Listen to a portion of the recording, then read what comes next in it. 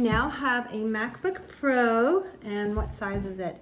It is a 16 gigabyte, 14-inch MacBook Pro with Apple M1 Pro chip. Okay, so this is the box it comes in. Open it. It's all nicely wrapped. A little tab here.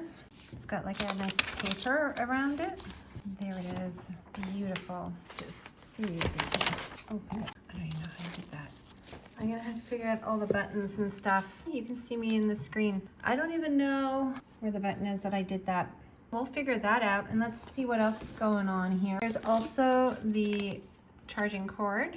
And what else is in the box? This would be the plug. Told you this wasn't gonna be a technical review. This is me just unboxing. There's the plug for the wall. And this is probably like a manual. Well, they don't really do manuals.